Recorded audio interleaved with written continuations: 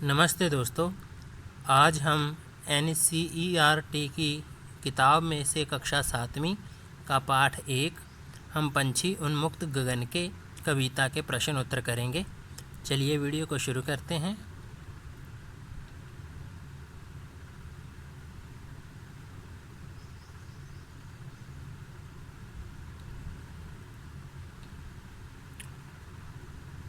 प्रश्न संख्या 1। हम पंछी उन्मुक्त गगन के पाठ के रचयिता हैं भवानी प्रसाद मिश्र, सर्वेश्वर दयाल सक्सेना, शिव मंगल सिंह सुमन, महादेवी वर्मा।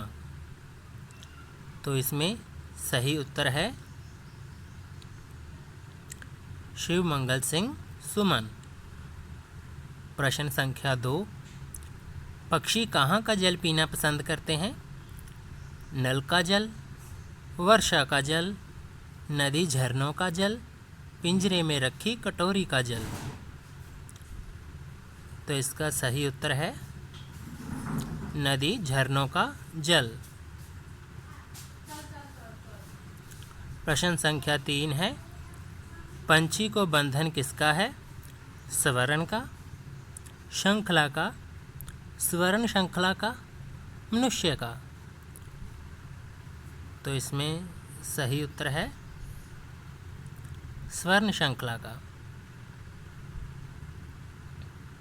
प्रश्न संख्या 4 है। लंबी उड़ान में क्या क्या संभावनाएं हो सकती थी? क्षितिज की सीमा मिल जाती, सांसों की डोरी तन जाती, ये दोनों बातें हो सकती थी, कुछ नहीं होता।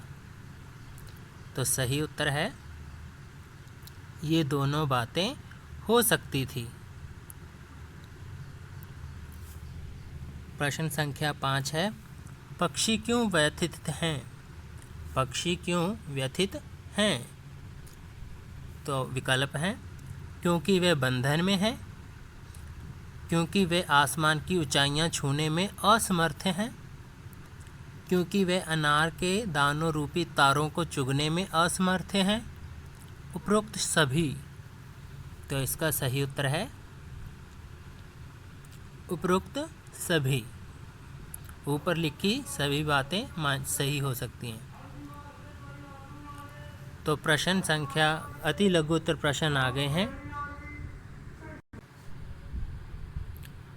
तो अति लघु उत्तर प्रश्न, वेरी शॉर्ट क्वेश्चन। इस कविता तथा कवि का नाम लिखिए। उत्तर है कविता का नाम हम पंछी उन्मुक्त गगन के, कवि का नाम शिव मंगल सिंह सुमन। प्रश्न संख्या 2। पक्षी कैसा जीवन जीना चाहते हैं? उत्तर है पक्षी एक स्वतंत्र जीवन जीना चाहते हैं। प्रश्न संख्या 3। पक्षी ऊंची उड़ान के लिए क्या क्या बलिदान देते हैं? उत्तर है पक्षी ऊंची उड़ान के लिए अपना घोंसला, डाली का सहारा आदि सब कुछ न्यौछावर करने को तैयार हैं। उनका मानना है कि ईश्वर ने उन्हें सुंदर पंख दिए हैं, इसीलिए उनकी उड़ान में कोई बाधक ना बने।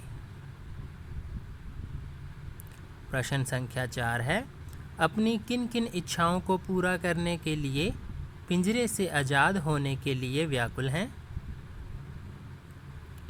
तो उत्तर है पक्षी नदी झरनों का बहता जल पीने, तेज गति से उड़ान भरने, नीले आसमान की सीमा तक उड़ने, पेड़ की फुनगी पर झूलने, कड़वी निबोरियां खाने और अनार रूपी दाने चुगने के लिए पिंजरे के बाहर निकलने के लिए व्याकुल होते हैं। लघु उत्तरीय प्रश्न, शॉर्ट क्वेश्चन। प्रश्न संख्या 1 है। पिंजरे में पक्षियों को क्या क्या कष्ट हैं? उत्तर है पिंजरे में पक्षी खुले आसमान में उड़ान नहीं भर सकते, नदी झरनों का बहता जल नहीं पी सकते, कड़वी निबोरियां नहीं खा सकते, फुदक नहीं सकते, अपने पंख नहीं फैला सकते, अनार के दानों रूपी तारों को चुग नहीं सकते, इसके अतिरिक्त पिंजरे में पक्षियों को वह वातावरण नहीं मिलता जिसमें रहने के वह आदी हैं। प्रश्न संख्या 2, पक्षियों के सपने और अरमान क्या है? तो उत्तर है, पक्षियों का सपना है कि वे वृक्ष की सबसे ऊंची फुनगी पर बैठकर झूला झूले। उनका अरमान है कि वह नीले आसमान में दूर दूर तक उड़ते हुए आकाश की सीमा तक पहुंच जाएं।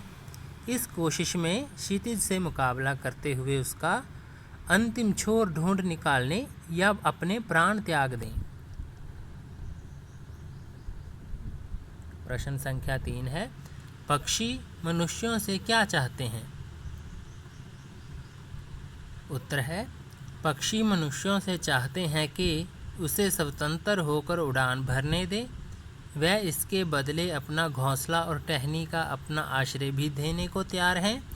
वह हम लोगों से ये प्रार्थना करते हैं कि उन्हें ईश्वर ने जब उड़ने के लिए पंख दिए हैं तो मानव उनकी उड़ान में विघ्न ना डाले और उन्हें स्वतंत्र रूप से उड़ने दे। प्रश्न संख्या 4 है, ये कविता हमें किस बात के लिए प्रेरित करती है?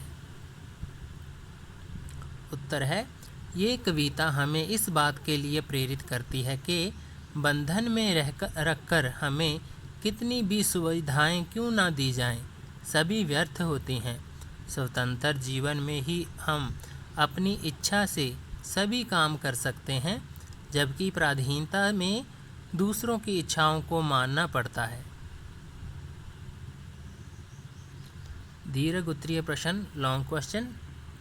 प्रश्न संख्या 1 है, पक्षी को मैदा से भरी सोने की कटोरी से कड़वी निबोरी क्यों अच्छी लगती है? उत्तर है, परतंत्र जीवन सदैव कष्टमय होता है। ऐसे समय में मन की स्वतंत्रता समाप्त हो जाती है। स्वतंत्र जीवन में कठिनाइयाँ भी कितनी अधिक क्यों ना हो, वह गुलामी के जीवन से अच्छा होता है।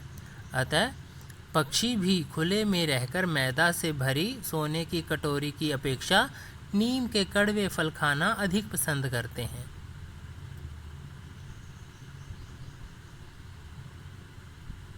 प्रश्न संख्या 2 है, कवि ने इस कविता के माध्यम से हमें क्या संदेश देना चाहा है? उत्तर है, कवि ने इस कविता के माध्यम से संदेश देना चाहा है कि पराधीन सपनेहु सुख नाही, यानी स्वतंत्रता सबसे अच्छी है। स्वतंत्र रहकर ही अपने सपने और अरमान पूरे किए जा सकते हैं। पराधीनता में सारी इच्छाएं खत्म हो जाती हैं। पराधीन रहने से हमें अपनी मूलभूत आवश्यकताओं के लिए भी दूसरों पर निर्भर हो जाना पड़ता है। अतएव कवि ने इस कविता के माध्यम से स्वतंत्रता के महत्व को दर्शाया है। अतः हमें पक्षियों को बंदी बनाकर नहीं रखना चाहिए, उन्हें आज़ाद कर आसमान में उड़ान भरने देना चाहिए।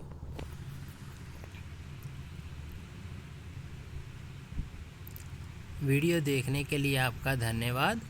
अगर वीडियो आपको पसंद आई हो तो लाइक करें, कमेंट करें और वीडियो को अपने दोस्तों के साथ शेयर करें।